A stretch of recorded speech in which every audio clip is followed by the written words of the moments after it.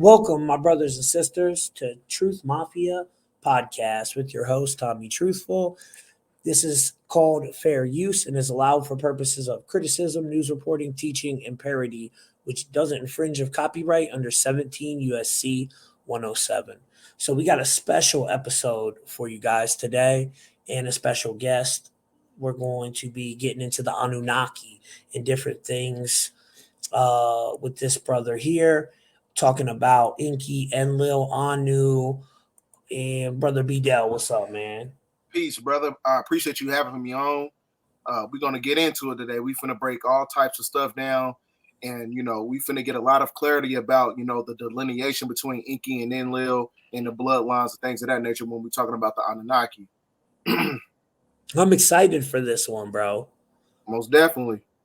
Yeah, because I mean, me and you talked on the phone for a minute, and I know if it interested me, like that story you was telling me, I would like to get started really at the beginning, like how Anu came into existence, who Anu is, and then his relationship to Inky and Enlil. If you could kind of just start at the beginning for people. Okay. When you break down the nomenclature title for the word Anunnaki, it means those sent by Anu to Ki. Ki means Kai. Kai means planet Earth, which is another name for Tiamat when you go to the Sumerian text. So Tiamat is basically the personification of planet Earth, which is Mother Earth, Mother Nature, and things of that nature. So you also have to understand that he had two sons. He had Inky and Enlil. When you break down the etymology of the word Inky, it means Lord of the Earth. When you break down the etymology of the word for Enlil, it means Lord of the Sky, which is equated to Shaitan, right? So Inky, he actually has birthright to the planet by way of Anu. So that is basically the diametrical difference between Inky and Enlil. So Inky, he is part of the Seraphim faction when you're talking about the fallen angels, or not the fallen angels, but the fallen angel is equated to the bloodline of Enlil because he is part of the cherubim. So that gets into the mythology of the 200 fallen angels when you go to the book of Enoch. So the 200 fallen angels are basically the personification of the Nephilim. And when you go to ancient Hebrew, Nephilim is equated to Nephala, which is the fallen angel. So that's because Enlil went against the galactical order of Anu and he got casted out. And when they was casted out, they made it with the daughters of men, who is actually the Canaanite. You got 11 sons of Canaan. So you got the Jebusites, which is the people who control the infrastructure of the political system, the economical system, the movie industry, all the industries that's being controlled by the oligarchs and the plutocracy, which is your so-called Illuminati today. The same people that was found in those tunnels over in New York City. Right. All connected to that bloodline. So all this stuff goes all the way back to Sumerian mythology. And as we was talking about, Enlil, he was actually the serpent in the garden, right? But the only thing that people get missed in translation about Enlil is that they're not breaking down the etymological roots of certain words that's connected to these monotheistic teachings. Because when you go to the Strong Concordance 1180, Yahweh translates to the word Bel, who was Baal, who was Moloch. That is the same entity as Enlil. And then when you go to the Strong Concordance H1408, the word God is equated to the word Dag, and the word Dag is an anagram for the anagram from the word Gad. It's the same entity, which is equated to Dagon. So that's why, as far as the veneration and the credence in the dark priesthood of the Vatican Church, they always wear the hat of Dagon. It's all connected to their mythology. So all religious systems is equated to the veneration of Enlil, who is actually your so-called Satan. So everybody who's connected to the religious systems is connected under the lunar cycle, which is under the Piscean age, and that Piscean age was actually the age of darkness. So that the age of darkness in itself is the main reason why people are still under the sleep spell of Leviathan, which is also another name for the Serpent King. Yeah, I mean, in the Catholic Church, that man, they definitely are worshiping Dagon. And when you really look into that, who else was worshiping Dagon? The Philistines, remember? Yep, the Philistines and the Canaanites are basically comprised of the same bloodline because Okay. just like the Philistines, like the land of Canaan, right? Like when you got all that stuff that's going on, when you're talking about when the Balfour Declaration expired on October 31st, that whole geographical landmass, the land of Canaan, was actually connected to Egypt, which was ancient Kemet because Egypt is a Greek term. So that's how you know that as far as like Greco-Roman culture and the Canaanites, they infiltrated that geographical landmass. So that's why they got exiled out of it. So it goes into that whole mythology in itself. Was that landmass at one time before they took it over? It was controlled by who? Is my question to you. Was they We talking about melanated people? the land of Canaan.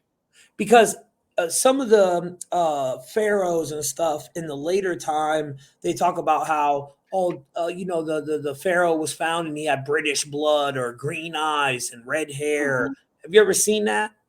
No, I've never seen that, but I've heard But about it. but that was after they took it over, right? Before that, wasn't it melanated people there? Oh yeah, it was melanated people, but see, there's a diametrical difference between Egypt and ancient Kemet. Egypt was infiltrated by those who were still connected to that Babylonian bloodline. Because Oh, that's why, as far as like Egypt, that is all part of the whole Hyksos dynasty, and you had they got infiltrated because I think Queen Cleopatra is the one that gave them up, so these Hyksos can infiltrate ancient Kemet, and that's when it got transmuted over into ancient Egypt, because people think Egypt is an African term, is really a Greek term. is it? Yeah, Oh, well, yeah, I didn't know that. That's interesting. yeah, because it was called ancient Kemet in the inception of time. During that time period, it was called ancient Kemet. Yeah, they definitely got that Dagon look, don't they, with their Philistine hat? And I mean, it's crazy how they Mhm. just they're the same people, but they'll change their names. You ever notice? I mean, the Greek Empire, it's the same people. Then they got the Roman Empire. Then it mutates into the Holy Roman Empire. But it seems to Exactly. be the same bloodlines behind it.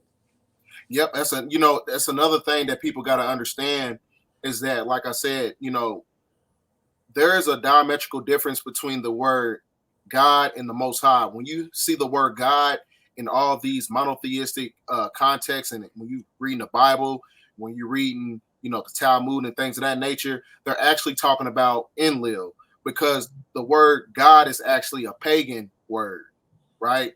Because when you're talking about the letter G, that also is also connected to Freemasonry.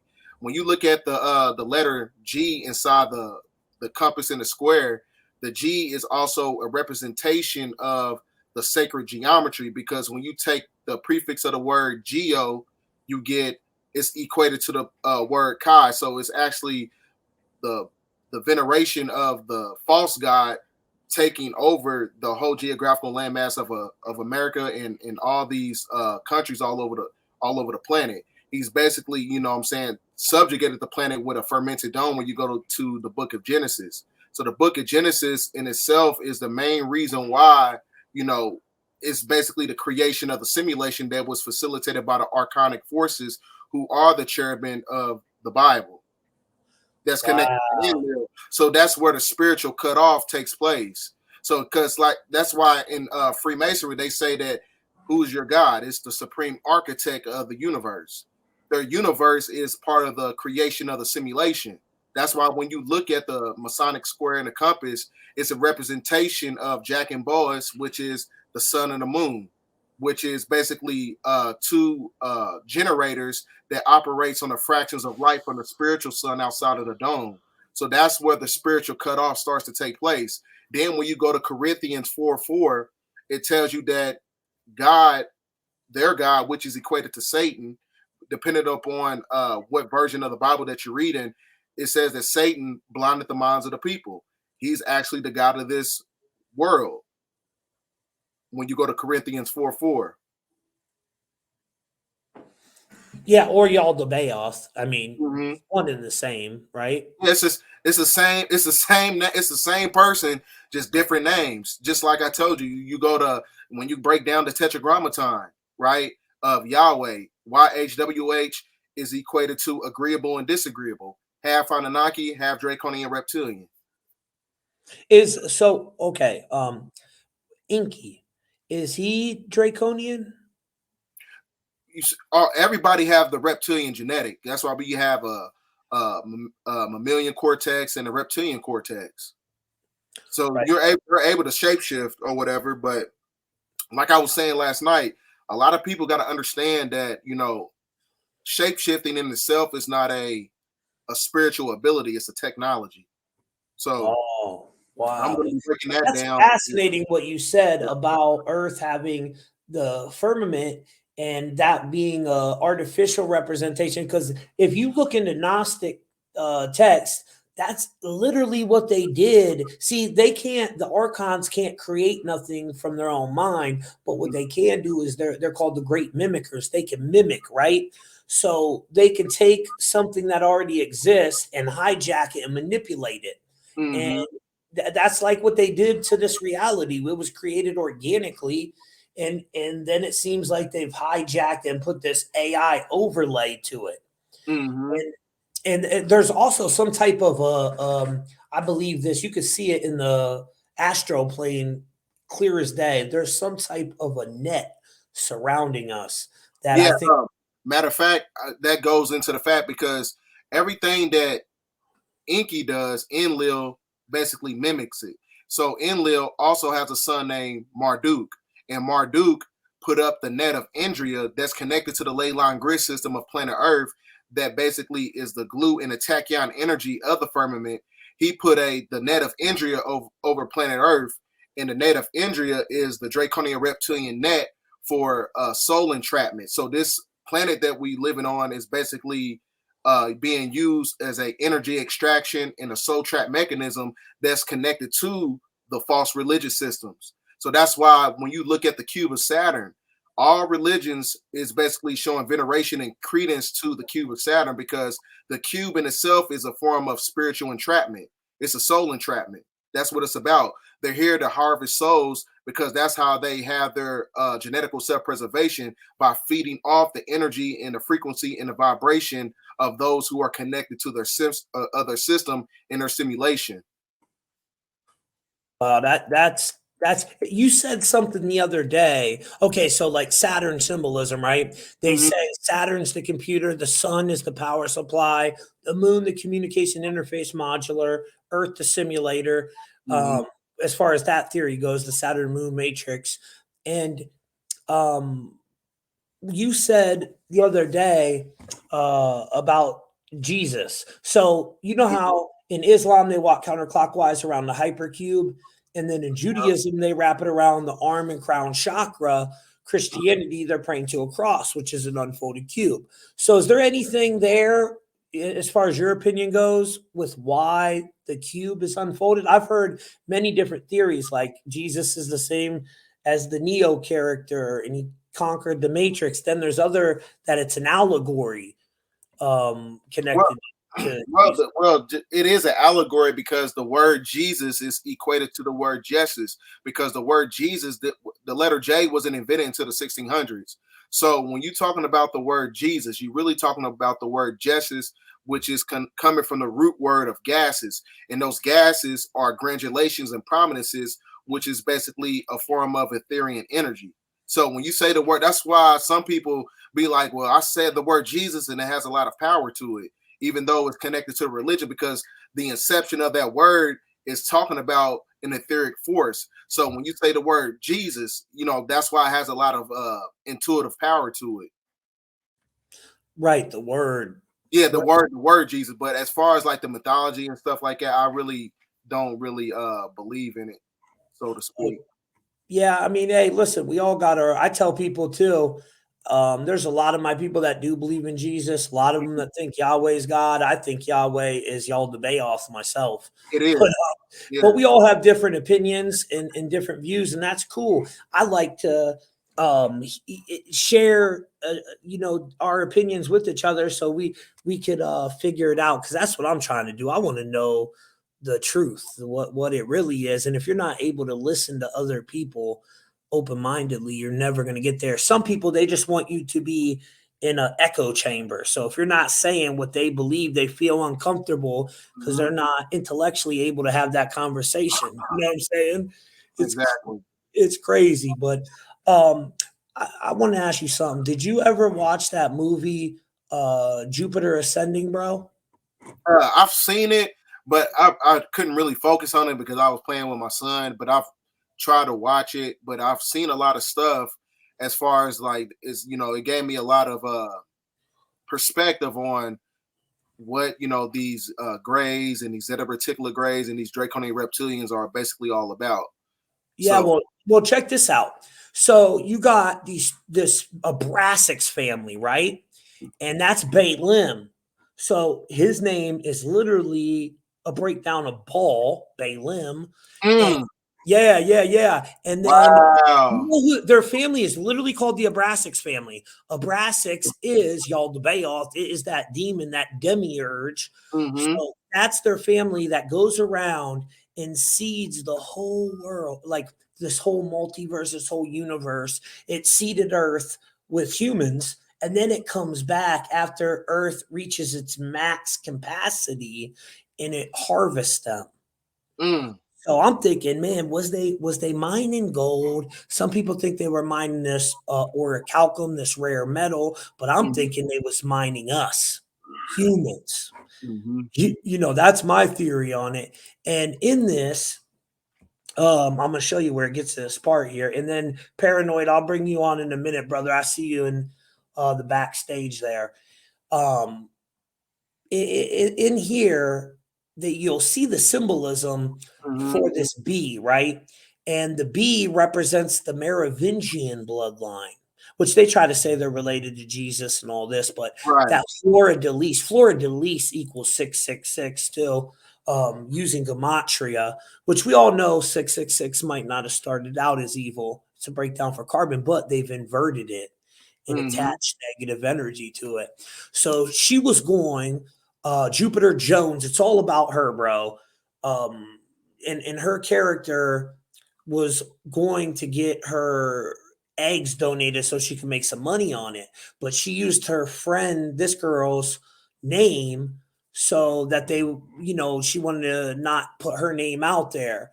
And the people running the reality seen that name, it had a flag on, just like when we're out here doing 23andMe and all this stuff.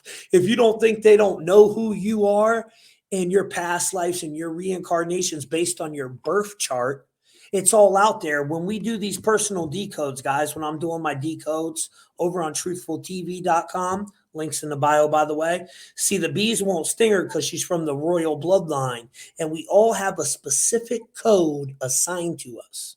That's what she tells her right here. She said, you guys are just entering your genetic age. You all have a specific genetic code. And when that code resequences, it comes back up. That's reincarnation. Right.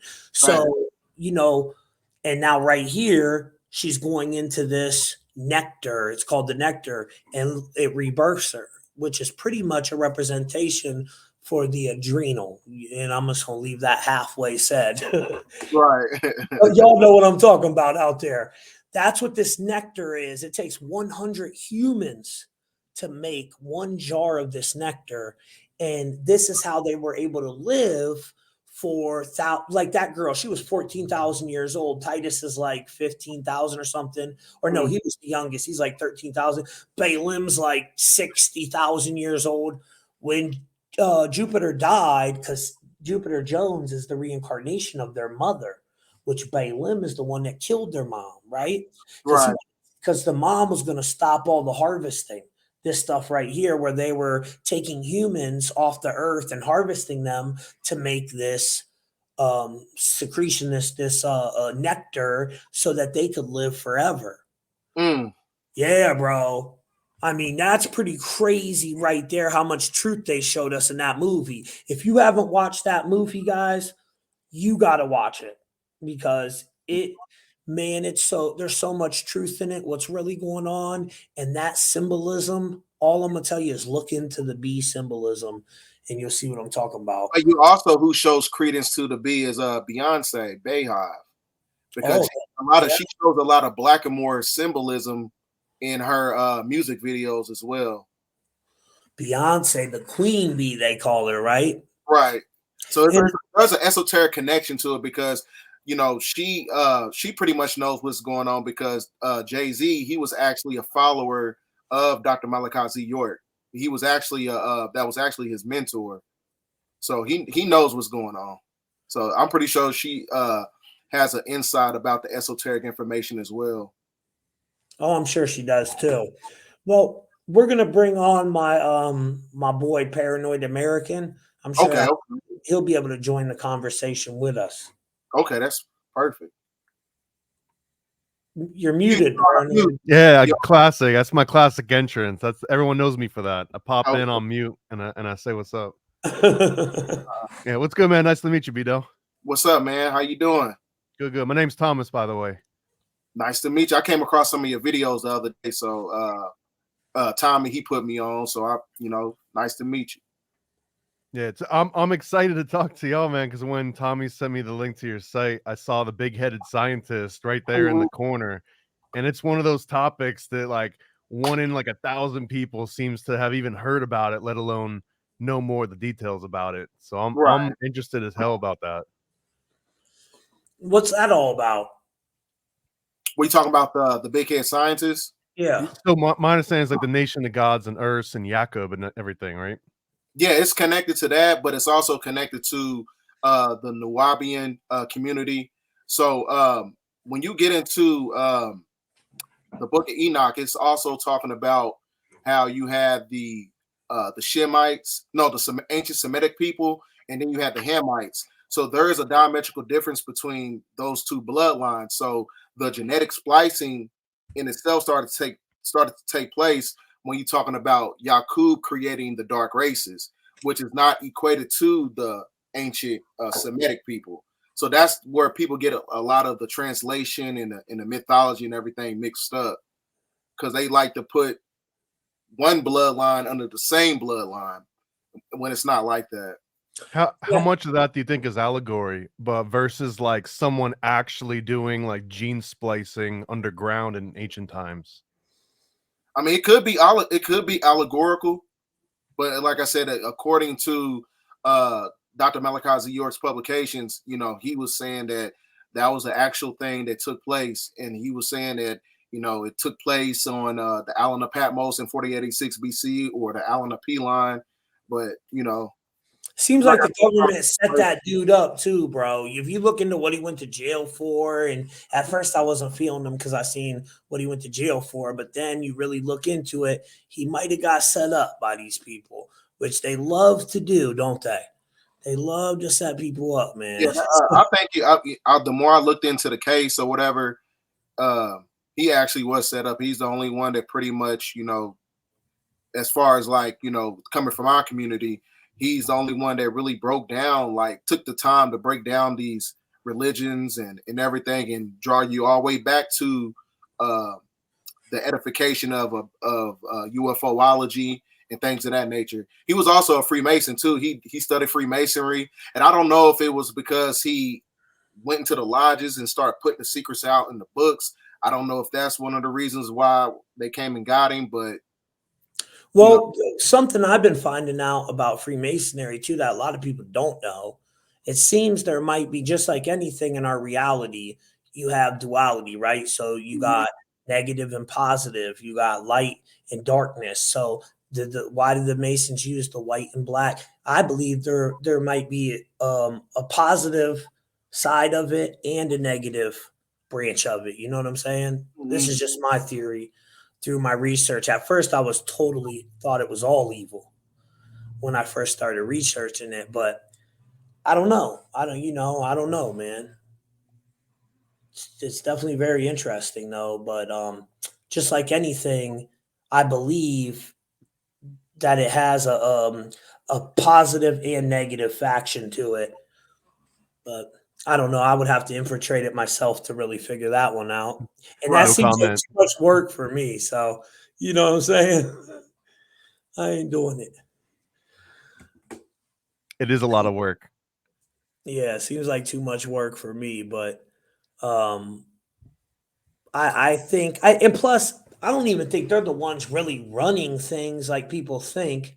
I mean, that would be such a low level and like me and you was talking about on the phone, Bdell, most of the ones that are on the lower levels, they don't even have an idea of the true knowledge or what's really going on. You know what I'm Yeah, saying? as I was telling, I went out. There's a place where my dad goes. He goes out and they get fish fries, and there's a lot of guys who are masons in there. And it was a guy I was sitting next to, one of my dad's friends, and I covered up. He had like his masonry chain on. I covered it up with my hand, and he didn't know what I was doing. So I was like, some people just don't know what's going on. So I just kind of just left it alone. But like I said, you still got some people who are part of that brotherhood just because they just looking for you know to collaborate and network with other groups of people or whatever. But you got some people who really know the knowledge. Some people really don't know what's going on. They just joining something just to be joining something. Right. Yeah, You I mean, like know? Paranoid said a lot of it's like an old man Elks Club. Yeah, Bunch of they do old have folks. a group called the Society of the Elks. I broke that down as talking about the I forgot the Leave the World Behind movie, because that was showing a lot of the deer and the elk symbolism in it. So it's all connected to that somewhat. Oh, bro, that deer symbolism. Hey, Paranoid, did you get a chance to look at my deer symbolism I sent you? No. I gotta show this to the people, man. I gotta show y'all something real quick. I'm gonna be very careful how I talk about this, so read between the lines. Okay. This deer No. symbolism is deep, y'all. So we know we've seen it. Okay, this is truthmafia.com, right? My boy Bdell's over here. When I first found Bdell, he came across my YouTube channel. I never had watched him before. Then I seen some of his videos. I'm like, man, this dude is fire. So I started sharing this stuff, and then you came and commented one time in one of the comments. So I'm like, man, I'm gonna put dude up on Truth Mafia and truthmafia.com. It's just a platform where some of the biggest content creators out here in the game right now came together under one banner so we can all cross promote each other, do interviews with each other. I mean, these elites, they got their little secret society and their groups. We damn sure better be supporting each other and have our own, or we're Right. gonna lose. But you can see all Bdell stuff over there. Anything he puts out, I'm putting up. My boy Paranoid American, he's over there. Donut Factory, Archaics, Anya Soru, all kinds of people. Greg Reese, Jacob Israel, Jay Dreamers. Shout out to Jay's in the comments. Just all kinds of different people. For my Christian followers, we got many Christian people on here. I can never say my dude's name here. Nefertali, 1981. He's phenomenal. I'm not good at pronouncing names, but Sling and Stone, he's another good one. But um, let me pull mine up so I can show you this real quick. Boom here. Okay. So yesterday I did one on this. We'll come back to this because Paranoid, I got to talk to you about this Challenger situation before you go. But okay, right here. Boom. Mm. So I'm watching True Detectives, right? This HBO series. And the new episode comes out, the new season 4. So I watch it. It's pretty good. I had never watched season 1 yet. So I'm like, okay, let me go back and watch season 1 so I can see what's going on here. And first thing I noticed in season 1 is the antler symbolism. I'm like, oh boy, here we go. And I've seen it in Leave the World Behind. I've seen it in Rebel Moon. It was in that movie I told you to watch, Paranoid American Saltburn. But it's tied to the Rothschilds. Yep. That's why I seen it at the most at that those masquerade parties. Yeah, bro, it gets into some dark stuff. I did this video, guys, that I can't play on here because obviously I'll get taken down, but you can watch it on truthmafia.com. I'm telling you, this will be the best 20-minute video you ever watch. It exposes it all. It's all clips from True Detectives, and I could walk through a part real quick without playing it. Oops. Let me do this. I wanted to say too that the antlers is like an extra level It's on my video, ain't they? of this like symbolism, because I don't even pay normally you you got for the two-horned god, Ridiculous. and that represents an All right, agricultural so god. first of all, look at this, y'all. They start showing you the symbolism at 5 minutes and 11 seconds in. This is when they first talk about this type of ritualistic sacrifice that's taking place. And 511, that's very important, because what is 511? Well, if you're using gematria, which comes from Jewish Kabbalah mysticism, 511 is Saturn, right? Slaughter, Saturn, secret messages, subliminal is all 511.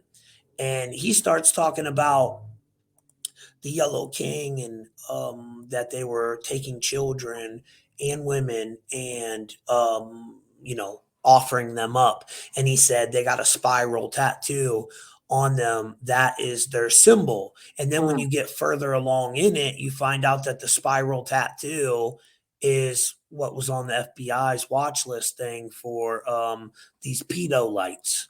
That's my code word for that's what I call it. Hey, put that on your occultdecode.com for the pedos, bro. Pedo lights. That's our code word for them.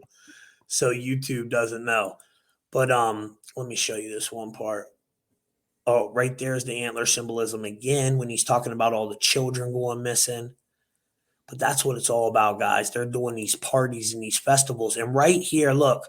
Okay, here it is. This is the part I want to show you. Hold on a second. Okay.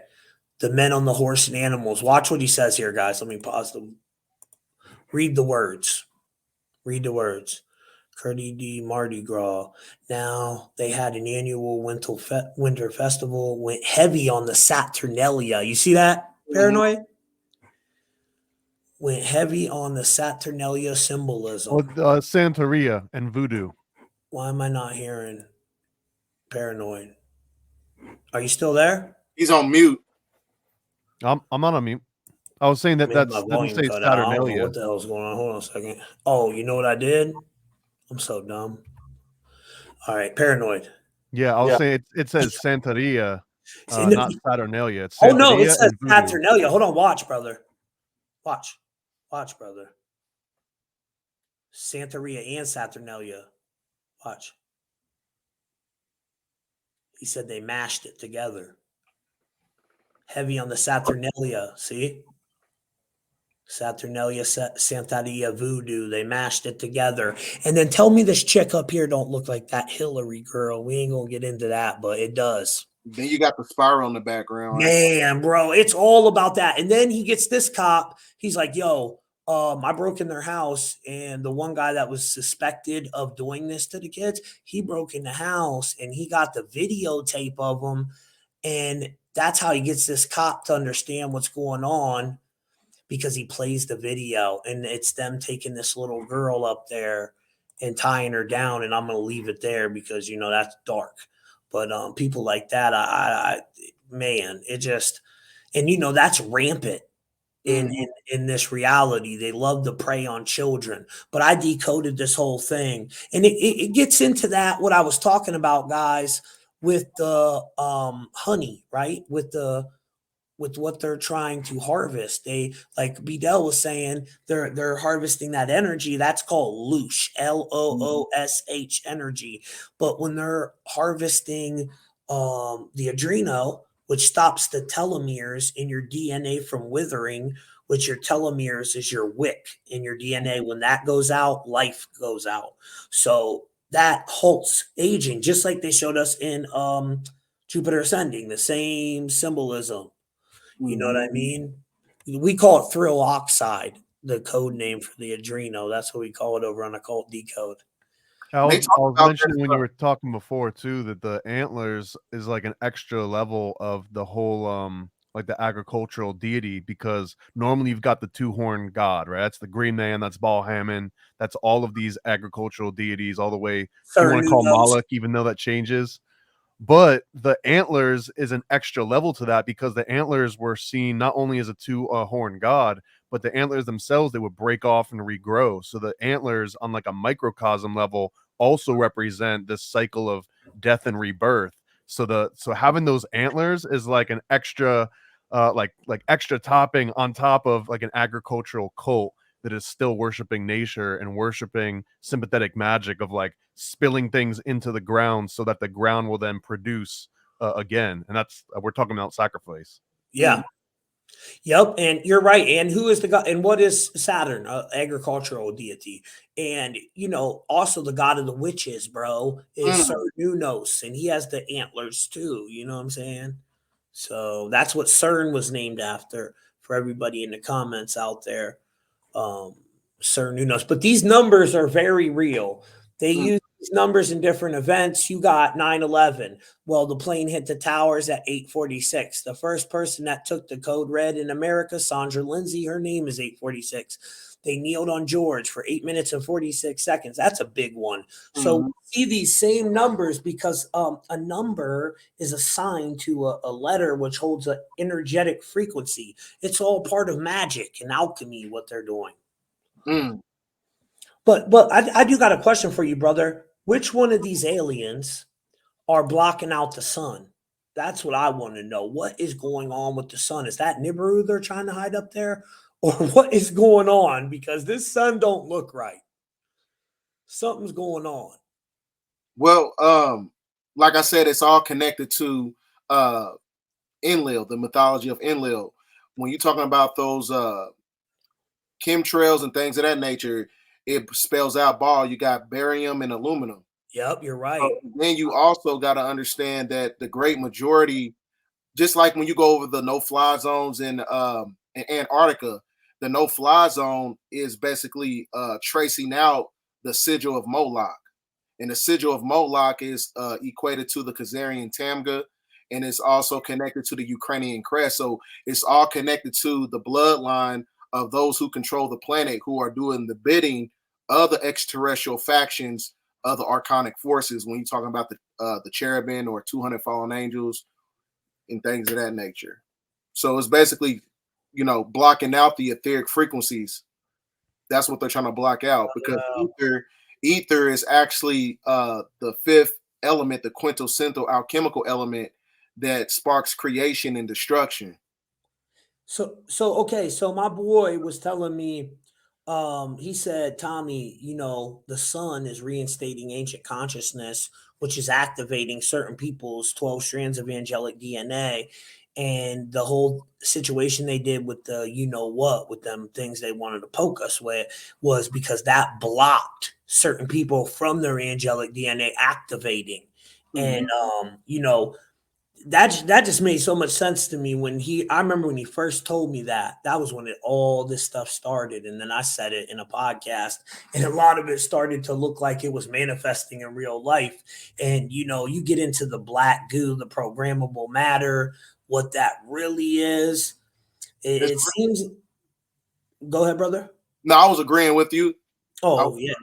So you think that there's something with that? Because this sun is not our normal sun. Our sun used to be golden and pretty. This looks like a flashlight or a sun simulator, which I've seen they launched some sun simulators over there in China. There's a patent number on them. I shared it.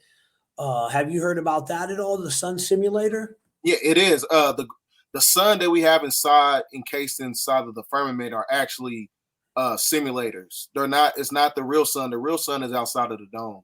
These are just operating off fractions of light to give a certain energy to the magnetic field of the planet to basically increase the vibration of it. So, like I said, that's where the spiritual cuts off. The spiritual cutoff starts at in the book of Genesis. That's where Enlil, he slain Tiamat. When you go to Sumerian mythology, he slain Tiamat, and that's when he hired Marduk that put a net of Indria over the planet. And the net of Indria is the draconian reptilian net that spiritually cuts off humans from their spiritual abilities. So this is why you're not able to do psychometry, clairvoyance, intuition, levitation. I mean, all these are spiritual gifts that we've been spiritually cut off. So the creation of the simulation in the book of Genesis is what it's talking about. It's not the creation of the world. Wow, I heard a that's really good. Sorry, I heard a really good analogy for this one because Tom, you know that blanket that you've got, it's like a Faraday blanket, right? And it has like a little mesh of wires in it that's yep. supposed to block EMF and radio waves and all kinds of ways. Well, that's called a I got it Faraday wrapped cage. around me right now. Right? Speaking of, I know you do. you know I do. So that's called a Faraday cage, and you can just look it up. It's named after the guy that created it, a Faraday. But chemtrails has been described to me before, and I love this analogy as like a spiritual Faraday cage, where they spray it out into like the ionosphere essentially, or out in the atmosphere, and it prevents anything, any kind of energy being projected from the ground up, and then for it to get back down. It's because if you look in, aside from the barium and the aluminum that spells out ball, and that was a good call out, they also have versions of it they call chaff, and chaff is just little tiny shreds of like fiberglass and metal and basically just like shavings of crap. But they Mm, do that, and it's also used as like a radar blocker for aircrafts. But if you think about the concept of a Faraday cage, they're also creating this huge, massive Faraday cage that can exist over entire cities if they wanted it to. So that's just another example of like a scientific government proven version where they really are blocking signals up above, and now it's just up to you to figure out, well, do I only believe in microwaves and x-rays and things, or do I believe in other types of energy and projection? And if so, you can bet that chaff and all of that barium and aluminum and everything they're doing in the ionosphere is going to affect whatever you think the energy might be possible. that's correct. Wow, yeah, that's kind of crazy, man. And the other day, did you guys notice the snow changed? Like the snow ain't snowflakes no more. Go outside and look when it's snowing. They look like little long slivers now, like little sticks. Mm, Y'all I ain't can really paid attention to I've it. been peeping it. My car. Yeah, yeah, they look like sticks, and when you wipe them off the window of your car, the snow, it has a oily residue behind it, leaves like a rainbow look. I don't know what they're putting in that snow, man, but I did go and look, and I found nano snow online with a patent. So who Mm, knows? Who knows, wow. man? Who freaking knows what You, these you know, the people? new snow, you might be protected from the next wave of whatever's coming out. Like once that snow hits you, like you already got it. You're good. Yeah, yeah. Especially lately, they've been spraying heavy metals in the atmosphere when you had that. There's a lot of fogging going on, so a lot of people, like the past week, has been feeling very lethargic and sleepy and headaches and things of that nature. So the weaponization of the weather right now is to block out these coronal mass ejections, because we just had like a whole bunch of solar flares hit the planet like a few days ago. So they trying to block out these cymatic frequencies that's coming to the planet for the spiritual upgrades. Yeah, it's bizarre what's going on out there. Now back to these Anunnakis. Enlil, what did he get in trouble for, brother? What was he casted out for? Because he had the tablets of destiny. The tablets of destiny is basically your personification of the scroll of all that's connected to the Akashic records, and the Akashic records is acclimated to the epigenetics of who we are on the planet. So that's when Tarnush, when you go to Dr. York's publication of the Holy Tablets, Tarnush befriended Enlil, and that's when he used the tablets of destiny for malevolent purposes or whatever. So that's basically talking about the spiritual entrapment of us being encased inside of a dome, to where you're not able to activate your Akashic records, to tap into the epigenetics of who we are, to remember your certain past lives. That's why we're not able to tap into that energy. It's the spiritual cutoff. So that's I'm what there's curious, all. how much of this is like harvesting loosh versus just preventing people from being able to fight back by keeping them neutered? Like, is it either both? The loosh energy that you know about loosh, right? Bdell? Yeah, I know about loose. It's like it's an energy extraction. Yeah, yeah, the lower vibrational. That's and part of that goes into that whole adrenal. Why they're doing that and harvesting that in the physical to stop them from aging. Whatever entities they're working with is feeding on that in the lower astral plane or the asphere. They're feeding on that loose energy. So Mhm. yeah, And they man. do it by way of technological devices, because this is why they want to create a cyber dictatorship under a totalitarian society. So as far as like, all technological devices and everything connected to artificial intelligence is really working for the archonic forces behind the scenes, because the great majority of our technological devices, it extracts neurons from the body and it uploads it into a neuromorphic cyber cloud. So that's why, as far as like artificial intelligence, is basically comprised of the harmonic convergence of humans on the planet. That's why it pretty much knows everything, because it's taking neurons and extracting everything. It's an energy extraction. That's what it is. Wow, that's great. And guys, make sure you smash that like button. We got 1,460 people in this live right now. Hit that like button. Mm-hmm. Hit them likes. You can't just hit it. You got to smash it. Yeah, you got to smash the like button. Yeah. But yeah. So I was talking more about when Enlil created them. Did you see this too? Before I get into Enlil, when they were saying that was Gilgamesh that they discovered. Did you ever see that? Yeah, I've seen this before. I've seen this a few times. When they went I never got into it because I thought it was just a psyop. They just probably was. Who knows? They put out so many psyops. That dude looks like a wax figure from Vegas. Right. But, hey, look, if he is real, they sure preserved him, didn't they? Right. But I don't know, man. That came out a long time ago, like back in before the YouTube was even what it was. It was on the internet, and they were trying to say, even BBC shared that in a video back in the day. I have the raw video of it, and they were trying to say that it was from where they found the tomb of Gilgamesh.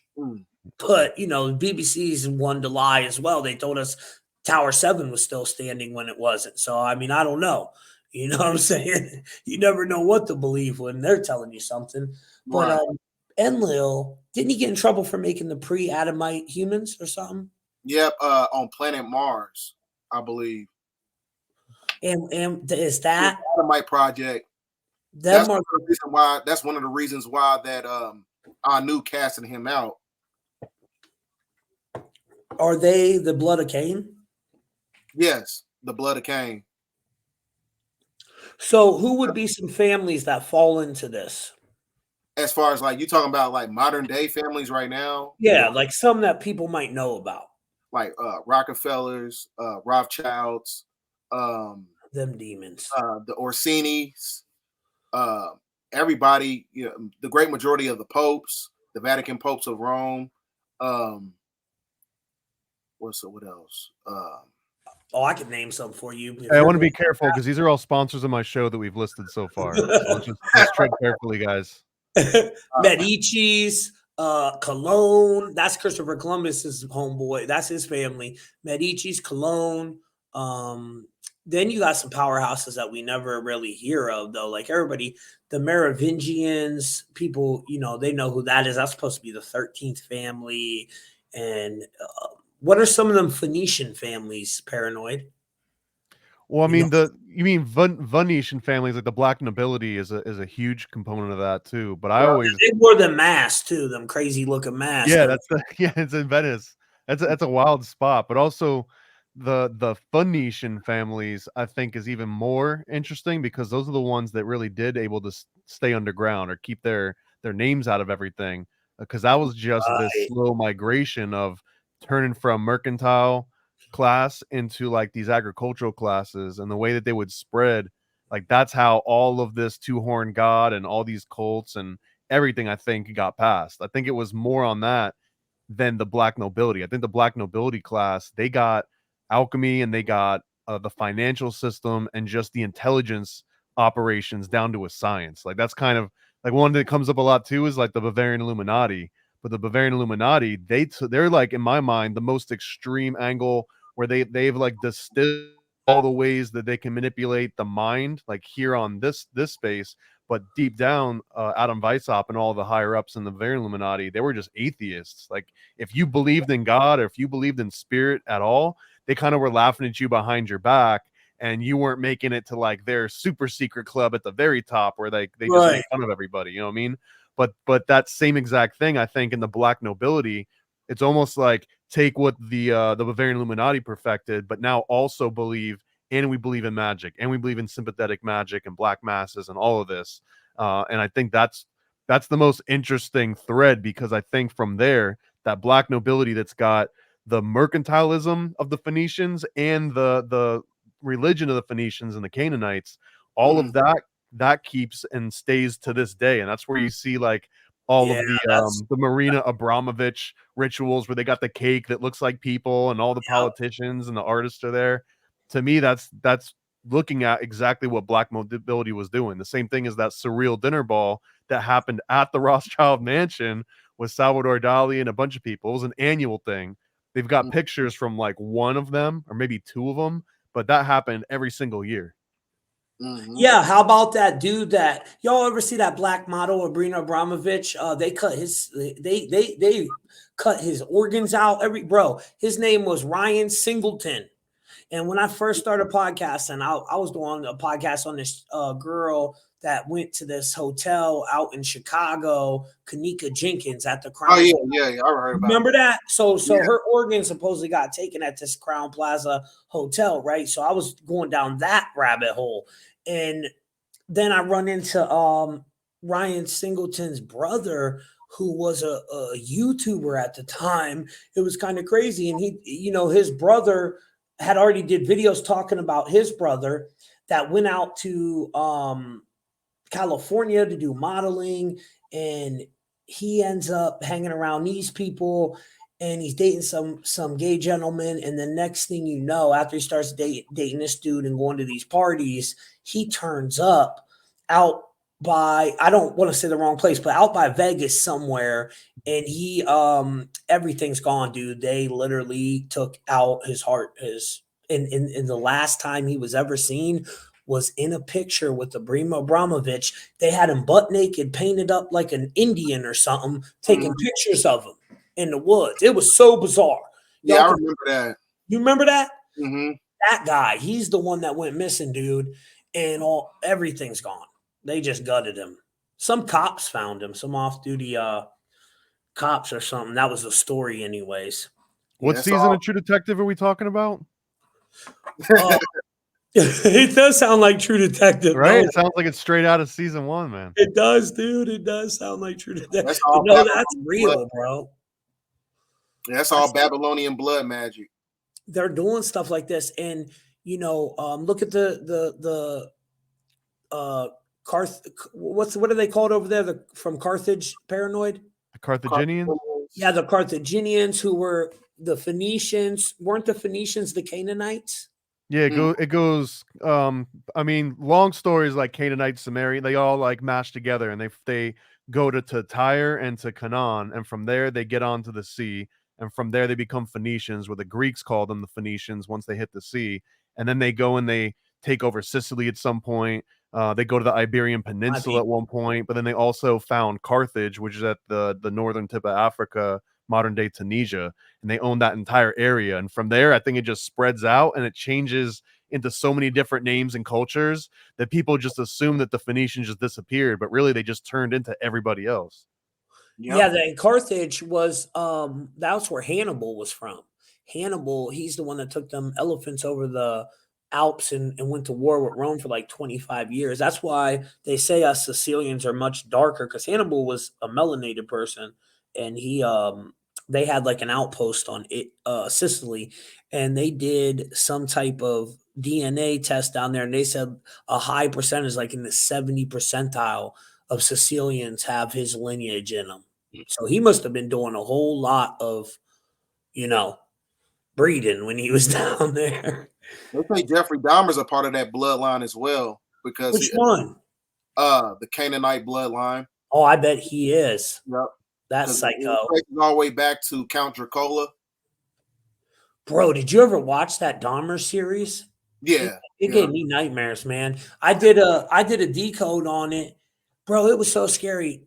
His neighbor, that old lady, if I was her, I would have went up in there. I'm not going to sit there and smell that all night. And she's hearing them drill into people's heads. I mean, it was making barbecue.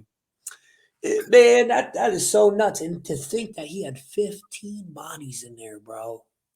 Mm-hmm.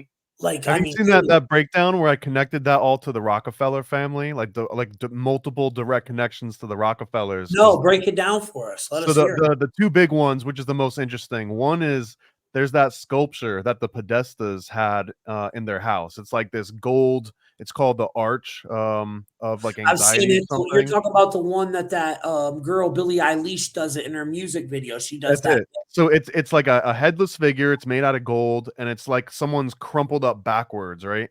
And Yep. that's the exact same pose that Jeffrey Dahmer left a lot of his victims in, and no Yeah, one would have known that. What's yeah, that? he did have somebody. I forgot it was a The black politician. guy, he did that too. Yeah, it was He a did it. politician.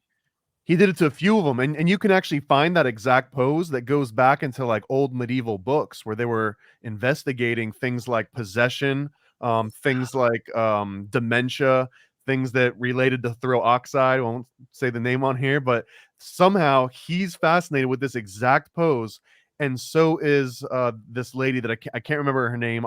Make more sense in a second, but she's Luis. that's it. Yep, that artist, Luis. Bourgeois, Louis Bourgeois, I Yeah, think his name is. Bourgeois. She did all the Archon spider designs Dude, around the she did world. the spiders that you saw in New York City and all these big these, Psycho, but dude. she also did all of these different versions of this, like this Dahmer pose, and hers comes before any of the Dahmer footage gets out. So either it's just an absolute coincidence, or she might have had some inside knowledge. And what makes this extra interesting and linked to the Rockefellers is that Louise Bourgeois. Then I'll let you decide if this is just a coincidence or if this is something deeper. Her husband runs he ran the wing of the Modern Museum of Metropolitan Art, I believe. And he runs the wing that's dedicated to like African tribes and Papua New Guinea and things like this. Wow. So he has this collection that specializes in cannibalism, and Michael Rockefeller is the one that goes to study with the cannibals in Papua New Guinea and ends up disappearing. And the context is that he probably got eaten by the cannibals because he was trying to go there and like get their culture and put it into museums and earn a PhD through this big process. He disappears, so they dedicate this wing to cannibalism in the National Museum in New York, and that this is owned by the wife or the husband of the wife that makes the cannibal artwork that was based on Jeffrey Dahmer's. Like, I don't know what the coincidence is here that a Dude, they're all cannibal into uses the that. same pose that the artist makes, and then the artist's husband runs the cannibal wing of the same place where the Rockefeller's child ended up disappearing. I Well, think you that know, all of this might be related. oh, it is all related. You know, remember they said that Jeffrey was really part of a cult, but they try to cover that up. That he was really part of a freaking cult that was involved in doing these type of ritualistic sacrifices. It wasn't just him doing it on his own, dude. But they don't put that in the movie or the series. I And heard too that he was in the area whenever the Unsolved Mysteries dude, his kid went missing. Was it John Walsh or something? When his kid went missing, he went missing at a mall that was in the same area that Jeffrey Dahmer was at. oh, So that's that's great. another just interesting thread to pull at. They said he would make his victims too watch the what was that called? That It was scary. Exorcist 3, right? Yeah, man. So you know, there's some type of demonic thing going on there, right? But that's that whole bloodline, bro. That's what they're into, man. When you stare into the abyss, bro, it stares back. You Mm-hmm. can't play with that type of stuff because it's gonna come back at you. And before you got to go, my brother, because I see we got like 15 minutes left with you, right? Um, I wanted you to touch on before you got to go, and then we definitely got to have you back again, Bdell. You've been my Oh, favorite definitely. interview in a long Most time, definitely. brother. What is going on with this war over there? Is that's part of the Anunnaki war? And who's the factions in that in Israel and Palestine? Could you break that down for us, brother?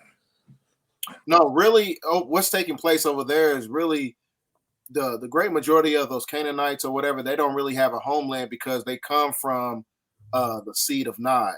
So Nod is equated to the Saturnian energy, which is showing credence to and veneration to their god Enlil. So that's why the great majority of Babylonian culture and things of that nature is really based on sacrifice. But as far as like what's taking place over there is really just it's really a psyop from my perspective.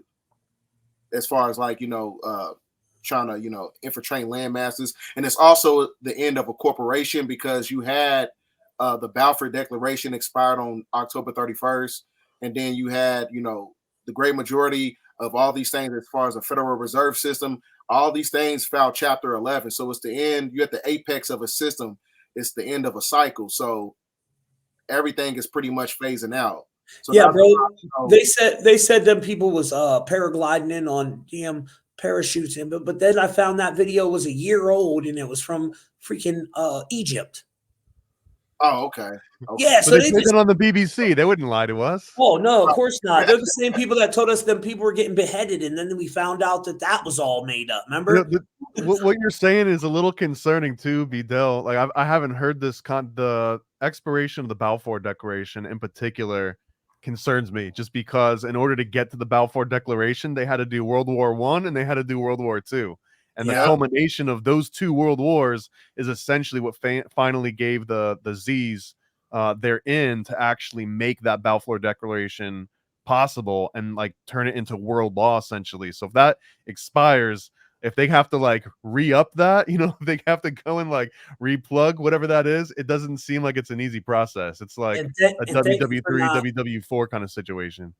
Thank you for not saying that full Z word. Shout out to Zion. You know what I'm saying? Because but no, you might be right, Paranoid. We might have to go through a World War III type event because of that we came to the end of that, right? I mean, that was the Serbian Black Hand that started all of that. The one that took out Franz Ferdinand, that basically starts World War I and then leads into World War II. But I mean, that if you want to talk about black nobility, man, that's one of the direct connections that seems like if you want to pull a thread, if you find out whoever was funding and orchestrating the Black Hand, probably the black nobility. Like it's right in the freaking name. And then that goes into as far as when you're talking about the Balfour Declaration, everything is according to the 1813 Apocrypha. It tells you about the expiration date of a corporation. It doesn't say that verbatim, but it tells you that the year of 2024 is the year 6000. So the 6,000 years that was they got the power and the dominance from the evil reptilian. According to L's Holy and Jill, Revelation 17, it says the evil reptilian gave power to the beast, and the beast is basically the symbology of the Canaanite. So the 2024 6,000 year curse over the planet has basically ran out. So that's why you're seeing all these psychological operations. You got, Project Bluebeam, in a running. Then you got the Civil War. Then you got stuff going over, and you got Hamas and all these things. You're at the end of a system, so they got to create some type of false flag or a black swan event to basically, extend their timeline, basically. Yeah. Plus, Pluto is about to enter Aquarius. No, it already did. No, but it's going to go out and then come back in, but it's going to stay in Aquarius November 19th all the way to 2043. That's the big event. That's where, because remember, guys, when Pluto returned happened, that was 1776. That was the birth of America. Now, boom, it comes back during this whole fall of America as they're trying to destroy it and flip us to a digital currency, right? And Pluto has an effect on the whole financial system. I mean, there's so many empires that have collapsed during Pluto's return. It's connected to the Roman Empire, and so I think that'll be really big, bro. And then you think Pluto's going to be mad that they unplaneted him and then they planted him again, right? Isn't the Pluto the one that they took away from the planets for like a decade? He's the god of death, Pluto. Mm-hmm. I feel like when he comes back, he's going to be like, "Who was the one that did that? You go first." Yeah, you get to go first. But some people be like, "Oh, it's all flat Earth, so the planets ain't real." But I tell them, look, man, it's like sigil magic, dude. You don't have to believe in the planets. The elites do, and regardless if you believe we live on a flat Earth or not, think of it as a sigil that they're putting energy into. So it has an effect on us, right? Although my personal opinion with that is, I think they're dimensions myself. What they say, the different planets are. I think there are other dimensions throughout this multiverse that we're in. Now, with Inky, that was, if I'm not mistaken, Poseidon, right? Inky? I thought he maybe was the symbology of Enlil, because when you go to the Sumerian hieroglyphics, they show Enlil holding the trident. Yeah, but Enlil would be Jupiter and Zeus with the eagle, I would think. Okay. Yeah, Because Jupiter. he could have still had a trident. There's many gods with a trident. Okay. They show different ones. Yeah, the trident's a symbol of power. We had the trident on the side of 9/11 flight, Malaysian flight 357 that went missing. It had it on the tail. Their nuclear programs, the Trident program, and also the Trident. It's Shiva in front of CERN. Shiva has the trident that destroyed the three worlds. But I don't know. I could be wrong. I just always thought Inky was Poseidon, the serpent, and then Enlil was the eagle, Jupiter. But what do I know? Maybe I'm wrong on that. I think it'd be all the things, because I heard Enki as Prometheus too, because Enki's the one that gave knowledge to humanity, which is the classic tale. That's Prometheus, that's Lucifer, that's a whole slew. Hermes, Mercury, all of them. Yeah, because I heard the same thing. Or El Qadir, Melchizedek, Zahudi, Tahuti, Thoth. I all equate that mythology to Enki, because he was the one. He was the bringer. He was the provider of wisdom. And Enlil, Zudi Tahuti. I never heard of that one. It's different. Yeah, that's ancient Kemet. Okay. Hootie, I got to look into him. Yeah, it's the same deity. It's the same Thoth. It's the same person, just different mythology. Yeah. Man, that's so cool, bro. Yeah, Enlil, he was also named the administrator, and that's another nomenclature title for Satan. Satan would be an administrator, wouldn't he? Yeah.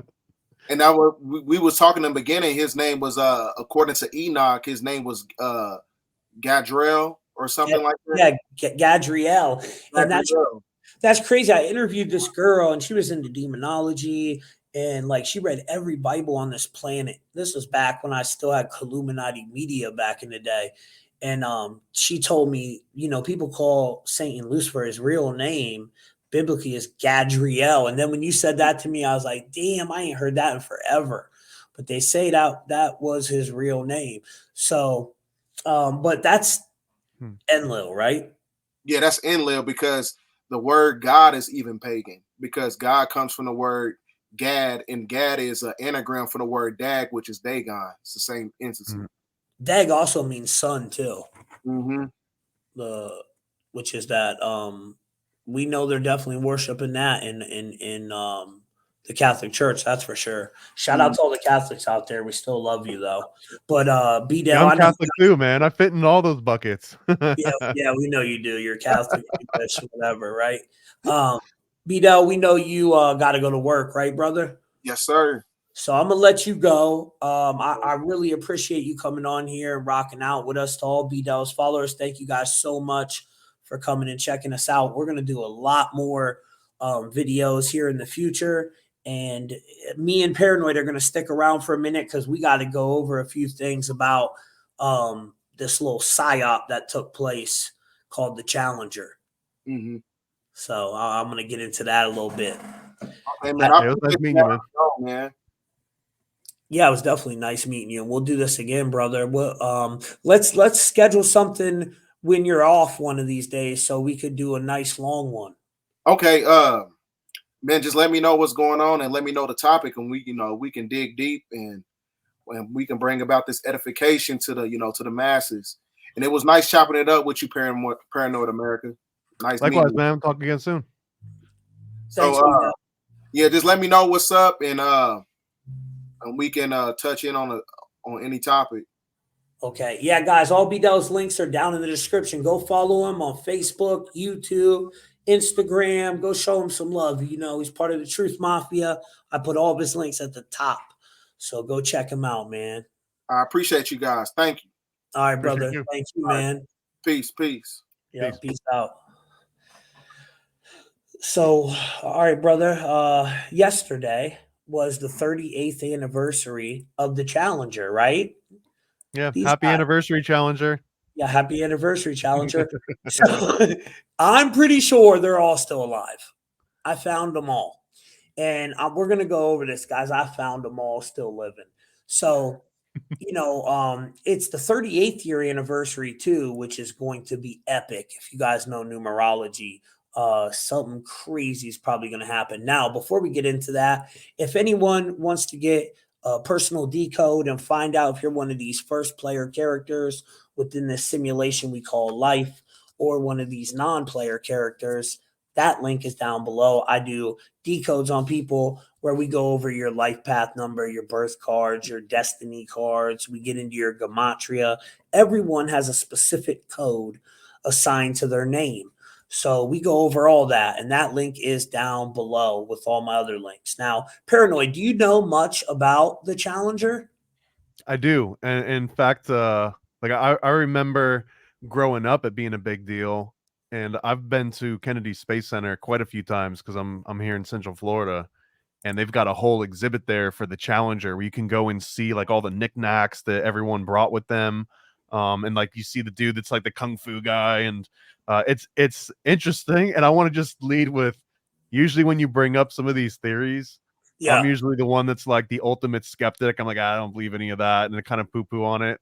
This yeah. one, man, this one's got me. Like I actually believe this one. I think that there's a really good chance that maybe these people are alive, Oh, and they look too much like the original people. But I mean, this would be world shattering, right? If this were true and these were all the real people that were from the Challenger, like the only other option is that maybe they just look like these people, but damn, they look so close, and don't even some of them still go by the same names? yeah, dude. And then the crazy part is they try to say, like, a couple of them try to say they got a twin brother, but this dude, he never had no twin brother. So, why? Okay, dude, you're an astronaut. Like, you're not gonna name that you got a brother, but when you're an astronaut, you're the only child, and now you got a twin brother after you're dead. How did that happen? Right? It's kind I, of bizarre. I'm in on this one, man. I actually think that this one's got That's some amazing credit. because you're usually not in. You're I know, man. usually I'm telling you, this one I'm all in on. So we'll go over my dates that I think are they're going to pull some false I, flag stuff I don't get after. one thing though. Why What's not that? just take these people out? Like, Well, why I think even let them exist? because I think it's part of like a mockery ritual, bro, where they kill Mhm. the character off on the world stage. They want to see how many people are aware and how many people are awake because they're dumbing us down with the chemtrails and all this stuff. So most of these people they could get away with anything. You know what I'm saying? But that I think it's part of a mockery ritual where they kill the character on the world stage, but then they're reborn under a new character. That's my opinion with it. So we got Francis Richard Scooby, commander of the Challenger space shuttle, and now there's a same name, guys, same exact name, CEO of marketing firm in Chicago. And you want to see the logo on this marketing firm? Look at their website. It has the it's dude, that's their website, bro. I Oh, mean, that's it's a wrong. cow with a rocket spinning around, kind of like what the Challenger did. And I got his LinkedIn down here so you guys can Well, check and it it's out. got that True Detective look to it, It does, bro. This is so crazy. and Then it's got the 666 in there. yeah, it is in there, ain't there?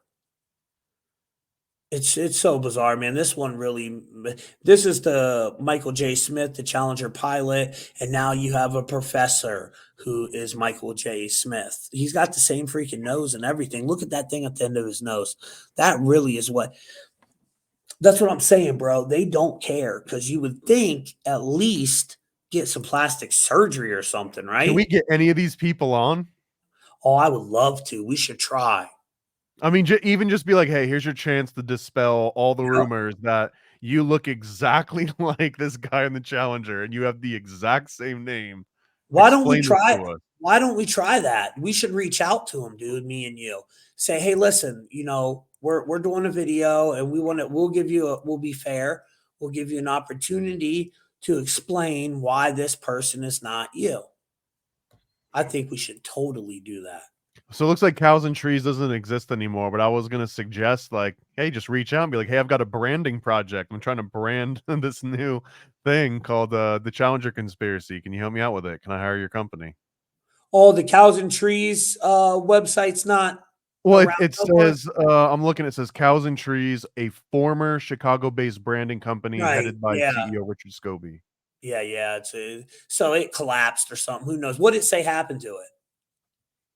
I'm just looking at someone basically pointing out the same thing that you're pointing out. Like, hey, look at how familiar these guys are. Yeah. But it was definitely a real thing, 100%, and that is definitely their logo. Yeah, it probably ain't around anymore, but these people go through companies like they go through freaking underwear.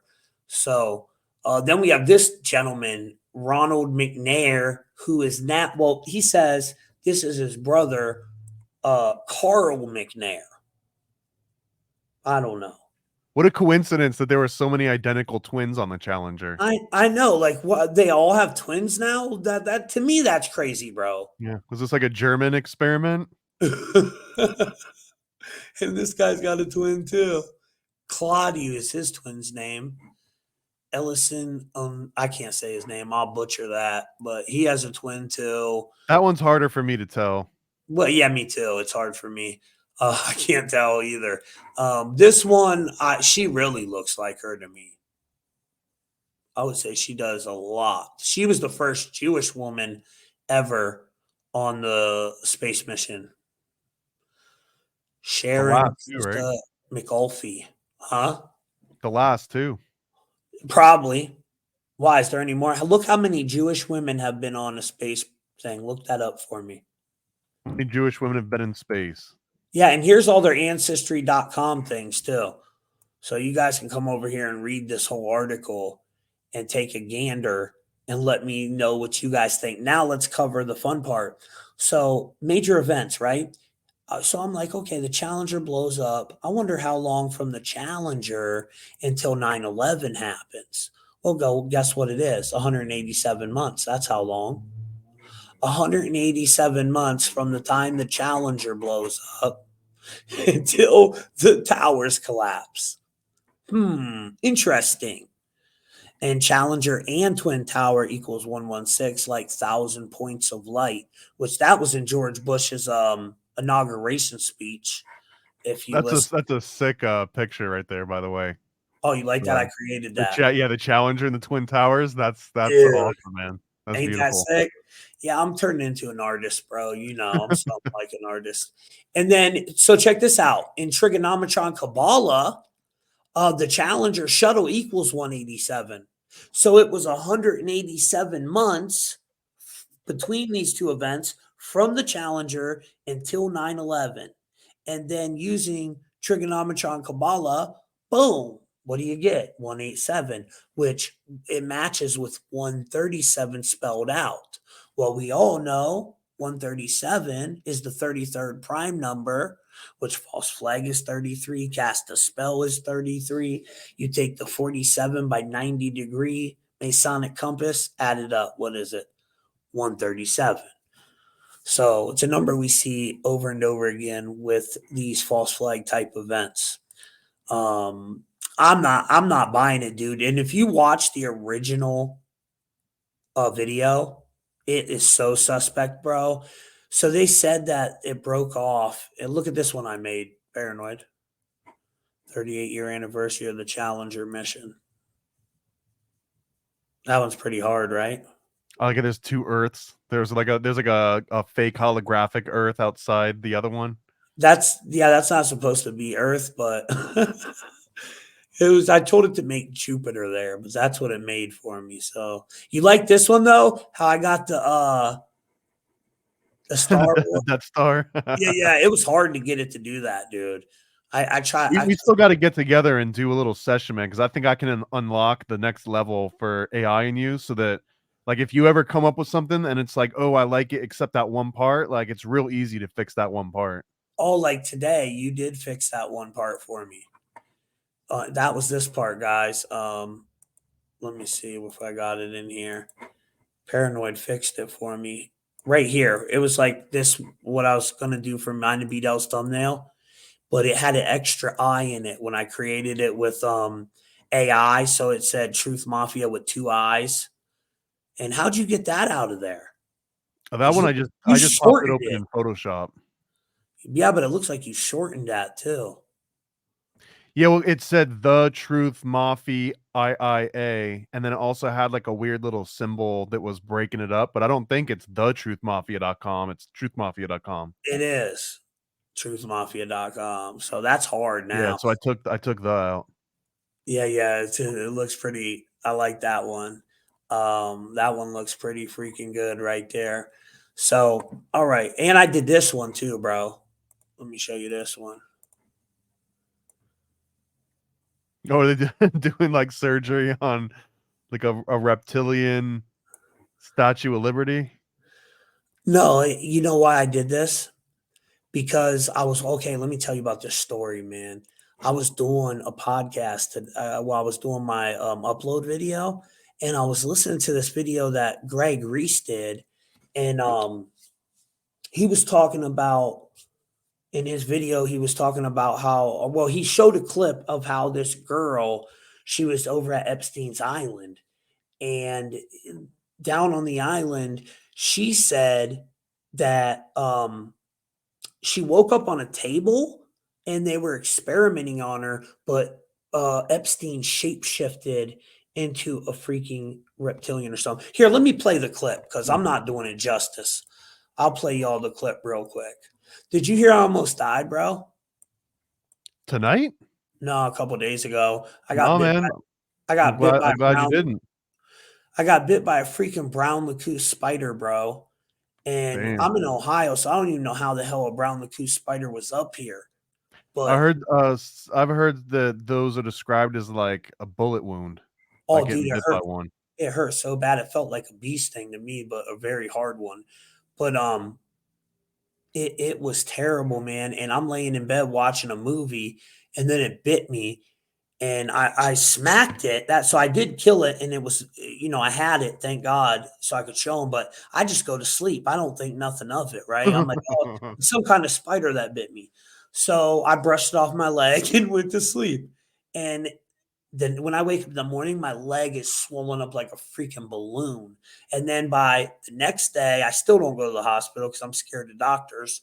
By the next day, it ate a hole in my leg. Damn, man. Bro, I'll show you a picture, bro. I got holes. Please don't. I trust you. I believe you. Oh, it's so bad, bro. It looks like I went through a zombie apocalypse. What's the recovery time on this? I don't know, but it turned to MRSA, so it's not looking good. I'm on heavy antibiotics, bro. Damn, man. It's it, dude. I will send you a picture. You'll be shocked when you see it. You'll be like, holy cow, Tommy. It looks so bad. When my mom seen it, because I wouldn't go to the hospital, and she said, if you don't, she flipped on me, dude. Flipped out on me. If you don't go to the hospital, I'm never talking to you again. So I end up going, because you don't want your mom to not talk to you anymore. I mean, there's some exceptions, and I think getting bit by a brown recluse spider can be one of those exceptions. I'm just scared of doctors, dude. It freaks me out. Let me present my screen so I can show you all this clip real quick. And make sure you guys go over to paranoidamerican.com too. Check out some of his stuff. I'll plug your website before we go too, brother. And then I got to add I think I got to maybe re-add your links after this. I don't know if I did, but I'll make sure I do. Let me see here. Okay, this is the video. I turned the audio on. So I'm going to skip past the first part. Oh, man, I hate when it does this. Hold on, guys. What are they doing? Pouring Crown Royal into a car? They put commercials on your video on Rumble and don't pay you for them. Like, bro, how are you going to put a commercial on my video and not throw me some dough for it at least? And then they're giving you You know like what I'm saying? toilet ads too. All right, let me get this part. Okay, so he was talking about the underground tunnels. We're going to skip that part because everybody's already heard about that. So let me get past the human trafficking too. So we won't get flagged right about here. This is where it gets good. Okay.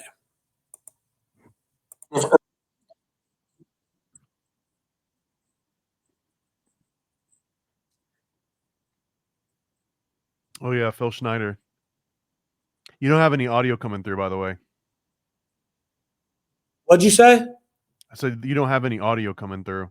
Oh, it's not, the audio's not working? Mm-mm. Are you kidding me? Did I put it on? Hold on. Stop screen shares. Thanks for letting me know that. Yeah, that talk by Phil Schneider is a great one. There's a few of Phil Schneider online. He's the one that really, I think it's the first time I ever heard of deep underground military bases was all through Phil Schneider. Bro, and Phil Schneider, they hung him. You know that? Yeah, he got taken out. He was Oh, made an example of for sure. bro, they really killed that poor dude, man. I seen his face was purple. But I did see a video of Phil Snyder shapeshifting before. He kind of looks like he's throwing it right here, don't he? Right. Well, that's wild because Bdell said that that's not an ability, that's technology. So that means that someone else might be able to shapeshift you, even if you don't want to. Someone could just point like a shapeshift ray at you, and now you're Wow, I shapeshifting. didn't think about it like that. I mean, if it's technology, then that means it can be applied to anybody. Yeah, we got to get into it, Bdell. I told you he was super cool, man. I talked to him on the phone for like 2 hours, and man, his knowledge, he's got a lot of knowledge when it comes to all this, and of course, Yeah, you can make it up. You can tell when someone's making it up as they go, but you could tell that he's got a huge library of information in there. yeah, no, it's from a lot of Malachi York's teachings and different teachings that he's acquired over the years. I know where he's got some of it, and he's honest with that, but like the paranoid, all of us just have our theories, right? I would never come on here and tell someone, "Oh, my theory is 100% right," because it's just my theory through my research and my decode. But one thing I will say I'm 100% right on, at least I think I am, is that we're in a simulation because the numbers don't lie with that. But that's the only thing I would say. And in a simulation, it could be a mixture of both. I like Bdell's explanation on how they created the firmament, but on the outside of it is the real world. That's a cool theory. You know what I mean? I've I never was looked. just looking through a book today earlier. I was doing a live where I just go through all my old books. And today in particular, I went through a bunch of old Masonic books and old Masonic like magazine articles and newsletters.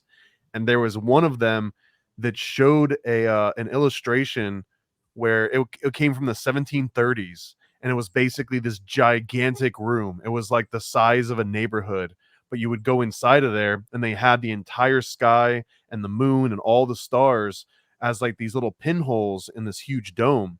And the whole concept is that you could simulate the entire night and day sky if you were able to control everything that was in this, the ceiling of this big dome room. And this is like 1738. So I mean, if anyone put their mind to that for 300 years with all the resources that you could amass, it seems like a very plausible endeavor for someone to try and test out. Yeah, especially a super advanced race, humanoid, whatever you think they are. Um, Everybody has their different opinion. Some people believe they're from inner Earth and they're super advanced humans, and they're the ones doing these global cataclysms. That's another thing I wanted to get into with Bdell, but I'm going to wait to bring him back on so I can get my boy Jay Dreams on here. Yeah, I was gonna say that that's got to be Jay Dreamers. JDreamers.com. Check out JDreamers.com. His YouTube, Jay Dreamers with the Z. And he had to handle some personal business today, but I would love to get them two talking about the plasma apocalypse. And Bdell did some work on the Blue Caccini. And then we definitely got to get him on with Ani. But tell me if you can hear this now. Bases went on a tour. Can you hear it? Yeah, we're good. Okay, let's let it go. Giving lectures and blowing the whistle on what he witnessed. He claimed there were 129 deep underground bases in America alone, all of which were the size of a small city. he found that some of these underground bases were connecting to ancient underground tunnels and cave networks that were inhabited by a non-human species, which he ran into while building an underground base beneath Dulce, New Mexico. Schneider said that the Dulce area was a hub of underground bases, all connected by a high-speed underground rail system. Less than a year after blowing the whistle, Schneider died under suspicious circumstances. Dulce, New Mexico is 170 kilometers from the Four Corners, an area known for the Skinwalkers, who the Hopi tribe describe as a non-human species that live underground. Dulce is 260 kilometers from Scientology's heavily guarded underground Trementina base. And Dulce is 200 kilometers from Jeffrey Epstein's Zorro Ranch, which is known to have an 8,000 square foot underground level and is rumored to lead even deeper underground. According to several prominent scientists who Jeffrey Epstein had as guests, Epstein hoped to seed the human race after a cataclysm by impregnating 20 women at a time at the Zorro Ranch. According to researcher Christopher John Bjerknes, the goal of breeding Jewish seed lines with Gentile women is the fulfillment of Kabbalistic legends of Samael and Lilith. According to Bjerknes, the Kabbalistic teachings include a geocentric model of the earth with an underworld that extends 7 levels beneath the surface, where a reptilian species lives. These legends foretell a cleansing of the earth when everyone on the surface will perish, and only those in the underworld will survive. High-level Freemasons allegedly believe in a hollow earth, where a non-human species rule from an underworld called Agartha, and their most guarded secrets seem to revolve around a cyclical cataclysmic event. Phil Schneider also built submarine bases and said that most were connected to the vast network of deep underground bases. Ghislaine Maxwell had a submarine license and was known to transport people to Epstein Island through an underwater submarine port. The U.S. military built a submarine base on St. Thomas Island, which is just 13 kilometers from Epstein Island. And right next to this submarine base is Water Island. Now, you could tell my boy Greg Reese listened to mine and Ani's video because Ani talked about the 7 layers of heaven and hell, and he was mentioning it, connecting Water Island and all this. So we did it 2 weeks before this video came out.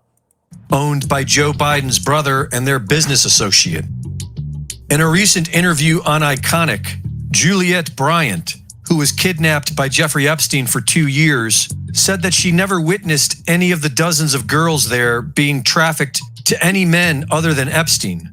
But she did wake up once paralyzed on a lab table and witnessed Epstein shapeshift into something else. And I still want to know why exactly I was taken there, because there's a lot more weird stuff going on, because, I didn't see any girls getting trafficked to other men. So there's something else that they were doing. That's fascinating in itself. And we have a lot of talk, and this doesn't get spoken about that much, but it's the kind of cloning DNA part that he was, obviously transhumanism, that he was interested in. Did that come up anywhere? Did you see any signs? Well, obviously there's scientists. I'm just going to put it out there right now. I woke up in a laboratory there one night. Wow. These are the things I haven't wanted to talk about because it's frightening. But there were scientists there, and I woke up one night in a laboratory, paralyzed and naked on a table. I would like to be lie detected on this.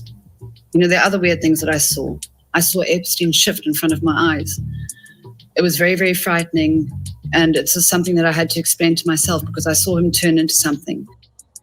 Greg Reese. So, you know what I'm saying? That's why I created that image. It was inspired by that video right there, dude. That's wild. I've never heard or seen that before. I'm going to dive into that. Has. That's what I'm saying. That video right there, I don't think anyone's seen it yet. And that's why I had to get that up out there. And that's why I created this image right here, bro.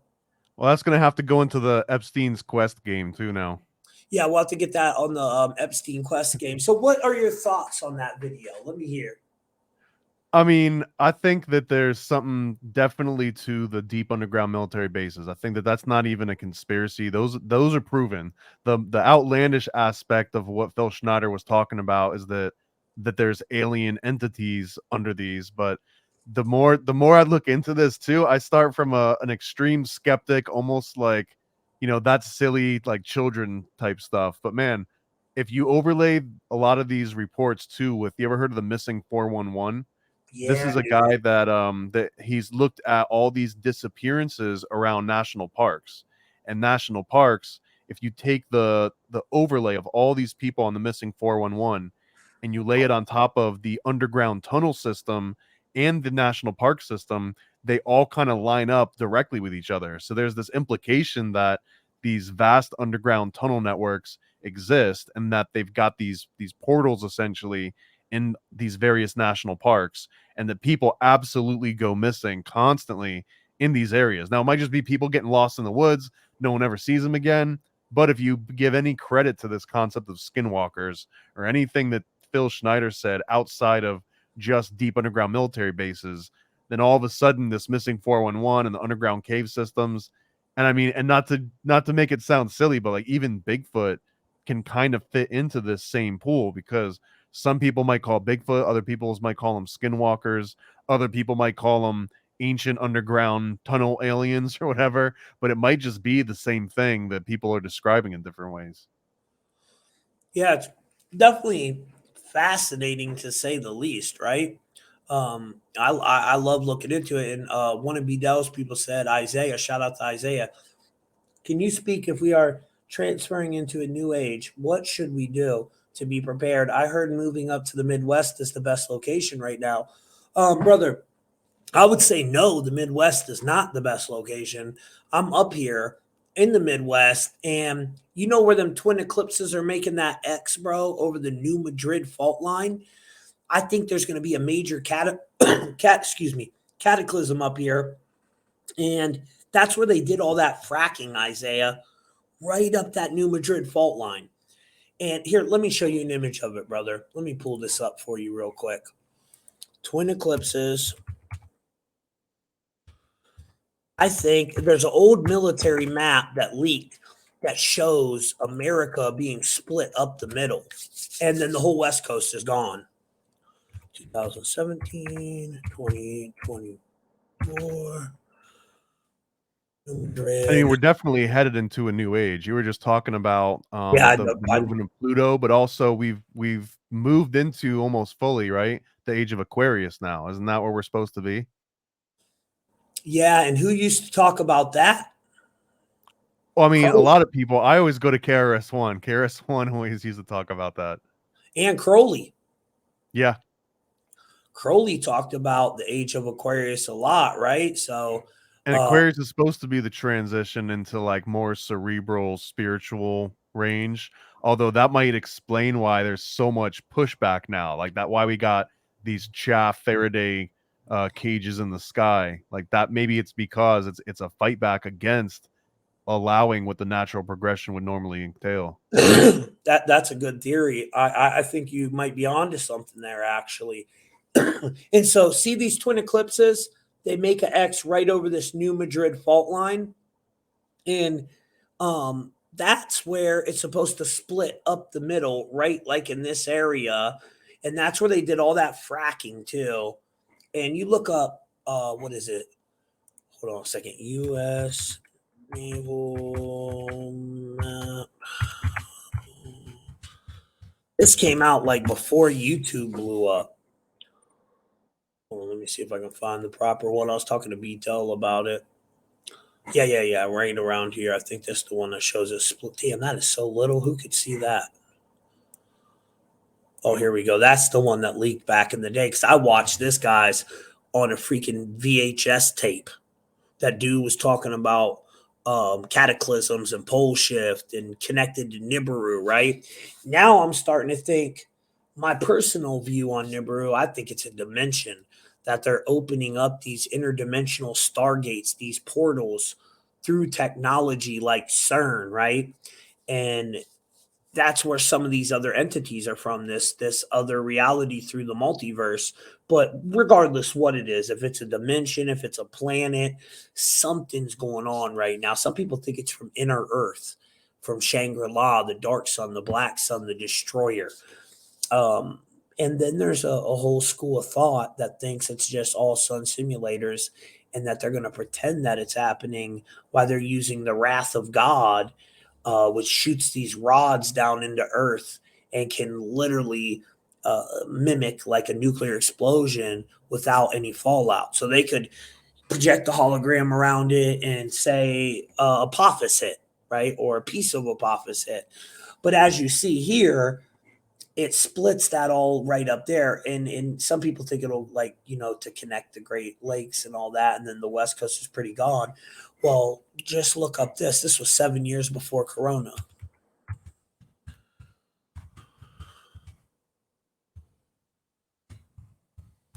CIA declassified this on the CIA's website, guys. CIA declassified the Adam and Eve story. And why did they classify it in the first place? And it talks about this calamity. Let me find the part so I can read it for you guys. Hold on one second, because it sounds not so fun. You ever see this, Paranoid? Yeah, this is one of my favorite docs from this too, man. This is wild. I know, it's so weird, dude. There's another really cool one too. It's not related to this, but if you ever got time too to look for Alice in Wonderland programming, there's a whole explanation from the CIA's documents where they describe a specific type of mind control, and they even themselves name it Alice in Wonderland programming. Wow. Yeah, I got to check that out. Okay, here we go. It talks about the Mayans, these different global cataclysms connected to the Great Flood and all these different ones. That's all that part. See, 4,500 years ago, 11,500. And this was, in 2013 when, or actually, it was written in, I think they classified it back in the 60s or 70s, but it was released June 24th of 2013.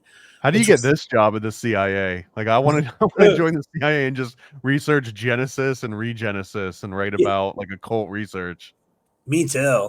What's it say about the Naga? A translation interpretation of Genesis 1, 2, and 3 from a reconstruction of what the Naga must have been to give us the chapters as we have had them in English. That's interesting. The Naga, ain't that serpent race? Yeah, this is hardcore. This is like real deep right now. Like we're on like one of those when you see the big posters of the iceberg and all the different conspiracies. Like we're towards the bottom of the iceberg on this one. Yeah. We're deep on this one. I'm trying to find this one part I want to read for him, but I feel like I want an Irish exit. I'm gonna have to go in like a minute or two here. Oh, you're good, brother. But anyways, I'll just summarize it. It says, you guys can come read it over here. It says that this cataclysm is going to wash away the whole West Coast. It says Los Angeles, San Francisco will be washed away like a grain of sand. New York will be at the bottom of the ocean. Dallas will be at the bottom of the ocean. This was all declassified by the CIA. So I don't know, man. It's kind of weird. And it was 7 years before Rona. It was the same time that Pope came in, Jorge Mario Bergoglio, that lives in room 201. And, event 201, the whole simulation situation, that 201 is a really big number. But yeah, this was just fascinating. So what if we are in some type of a government drill that is like a cataclysm, and that's why they're all going underground as well? Let me plug you before you go off. Do you got any crazy stuff on your website? No, so everything is safe, and actually at the very top of paranoidamerican.com, I just checked. I got 4 left because I think like I sold 7 of these combo packs today. So I got 4 left, and then they're all gone forever. And that's the Paranoid American 2023 combo pack. You got the homie Juan in there. It's got I think like 26 different items for $33. Coincidentally. That's it was a coincidence. That has nothing to do It's got the MK Ultra pamphlet. It's got the homunculus owner's manual that breaks down alchemical and spiritual homunculus concepts. It's got a bunch of stickers, prints, all kinds of cool stuff in here. It's a fun way to learn, and especially if you got kids, you can get this for your kids. Well, what's better than to teach the kids about chemtrails? And this book is actually fascinating. My 6-year-old daughter has it in her room. So, It's legit. Anyone that's taken a look at it, adult or child, knows that it's 100% a legit book. Not only is it entertaining, it's full of like facts, but it's like it's not something that beats you over the head with it. It's legitimately a great children's book. And he's got the Frazzle Dripper Funhouse. So also not a children's book, to be very clear. This one not is not a children's book, right? Maybe I should organize the comics on there a little bit. Yeah. Get that one away from the children's book. But that's all on paranoidamerican.com. And then, guys, over on my other website, so I got truthmafia.com and I got truthfultv.com. All my links are in the description. On truthfultv.com, this is where I do my personal decodes. You just scroll down.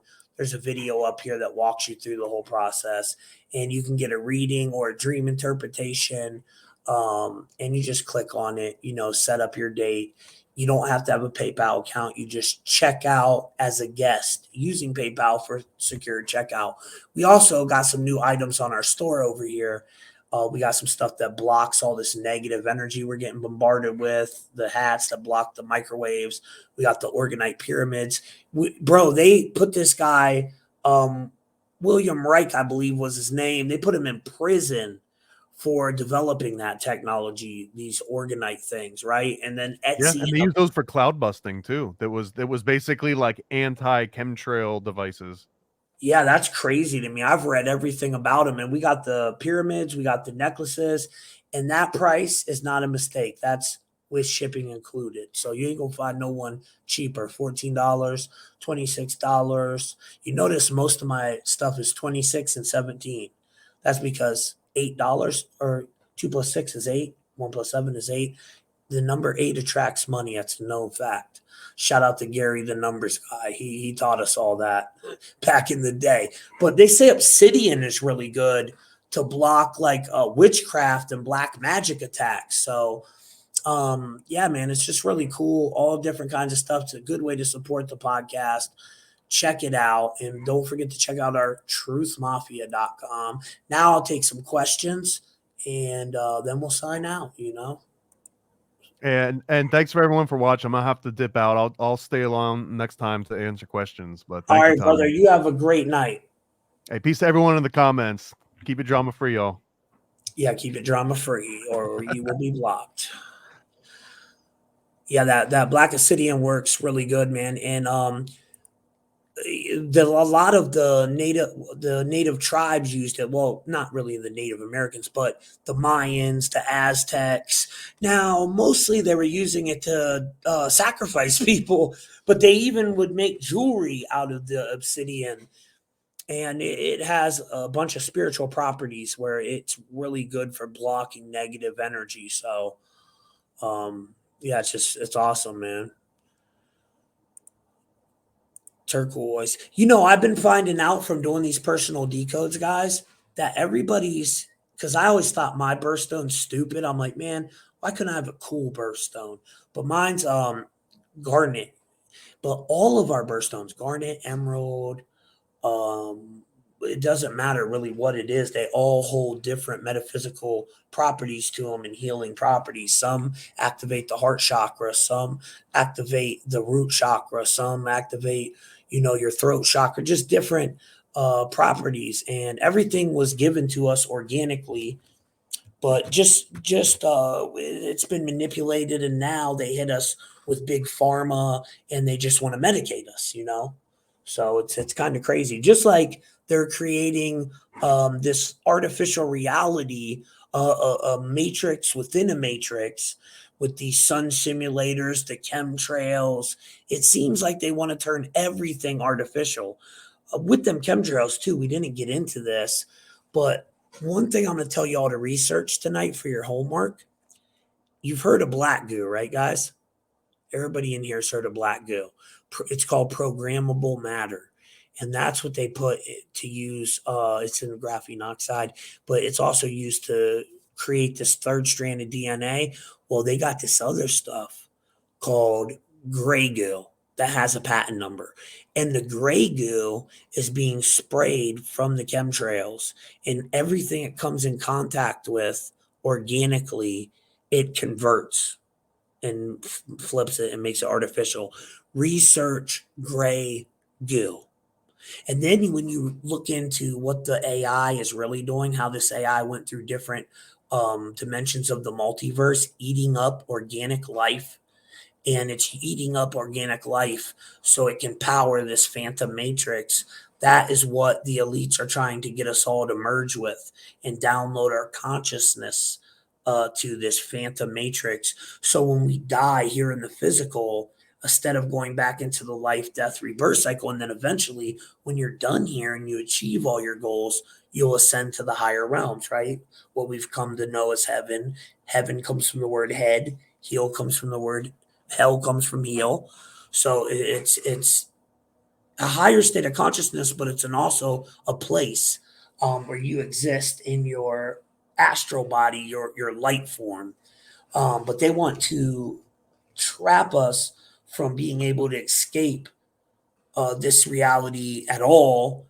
And wait, so we'll die and wake up in that quantum reality. That's why they're using the black goo, the third strand DNA, to create a quantum copy, a digital copy of your soul.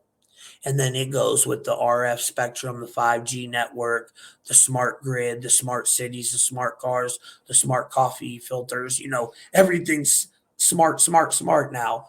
But it's all to roll out this grid that they're putting out. So it's pretty crazy, man. The what we really need to do is get away from all this technology and get back in tune with Mother Nature.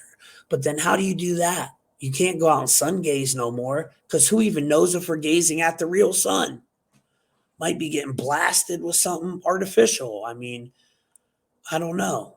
It's definitely crazy. So what are your guys' thoughts before I go on this sun simulator?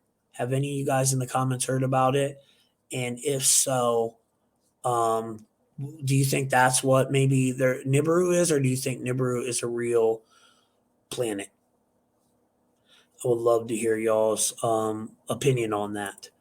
Y'all seen that picture I showed you of the sun? Let me show you this real quick while I'm waiting on y'all to answer me. I mean, what is going on there, guys? Looks like a flashlight. And that's artificial. And think about this, right? When you die, they say you go into this bright white light. Well, I got shot 4 times in my chest. My brother got hit in the head. He died right in front of me. I died on the ambulance, in the ambulance, when they were trying to hit my chest. And I didn't see no damn bright white light, though. Before they even hit my chest, I stepped out of my body when I was laying out on the street. And I seen the old lady. I watched her call the ambulance, everything. I seen my brother die. I was outside of my body watching myself. Maybe I wasn't all the way dead yet. I don't know. But I didn't ever get to the part where I seen the bright white light. But they talk about, a lot of people say, you go into this bright white light. And, there's this theory that the bright white light is an artificial light. And it's kind of that the whole thing with masonry too, where they say you got to go into the darkness, and through the darkness you'll find the true light, because you go into this bright white light, and that is not your loved ones that come to you. They're these archons that they can shapeshift into your loved ones. When you go into that light, your memory gets wiped clean. Then they throw you back into a child's body, where you go back into the reincarnation cycle, and they can then again harvest that loose energy from you, that lower vibrational energy, which is what we are, some type of energetic food source. And they say if you turn away from that light and go through the darkness, then you wake up in your true form, right? Your light body, because you'll find this golden light. So that's what this reminds me of. When I look at this sun, I think of that. I'm like, man, this shit looks fake. Looks like a flashlight to me. And I know for sure that when I was growing up, we had an orange sun, right? Or am I tripping? Or did CERN reset the damn timelines again? Because last time I thought we used to have an orange sun. Maybe it's the Mandela effect. Or maybe it's them solar maximums everybody keeps talking about. I don't know. But that don't look real, man. It definitely don't. You said there was? Yeah, I think there was a yellow sun too, 100%. Trying to read everybody's comments as I go. 100%. I can remember it. I have pictures of it. It does kind of look blue too, Lacey. That's a cool way to spell your name. Lacey, like the ocean. Let me read these. James Webb.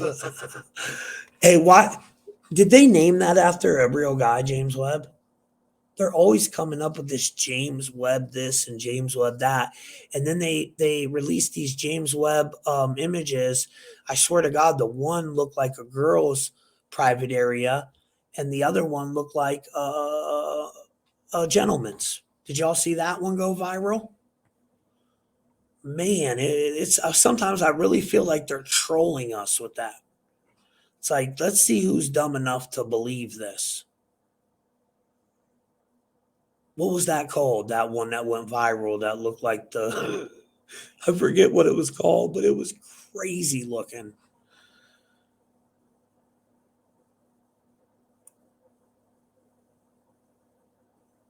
Damn, I'm trying to remember what it's called.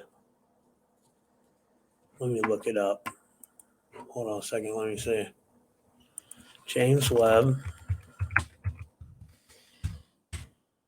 There it is. Oh, viral. Where is the one that looked like the JJ? There was one that looked like a vajayjay and one that looked like a ball sack. I'm not even joking you. It was crazy as hell.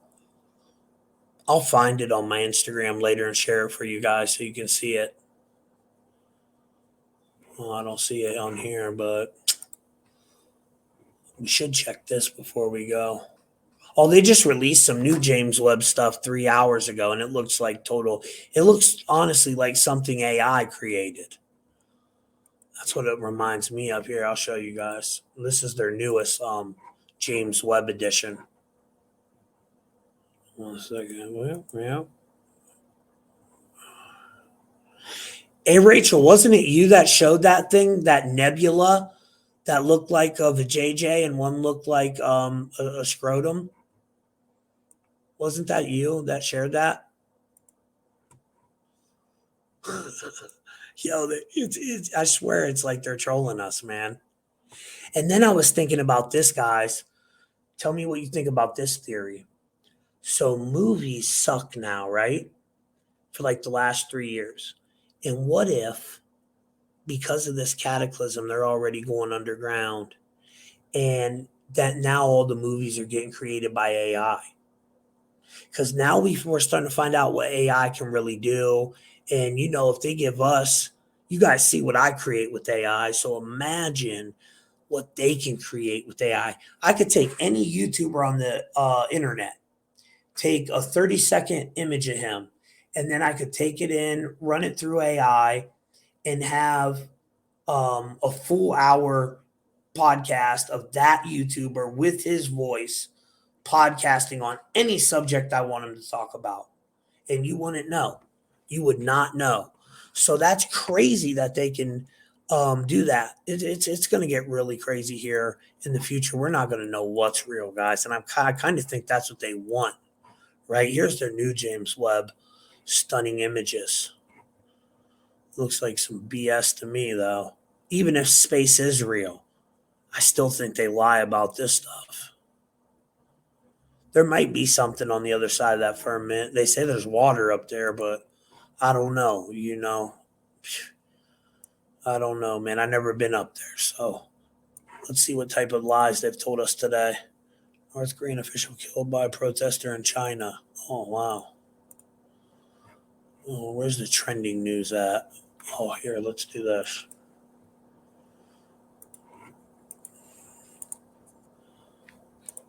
Google Trends.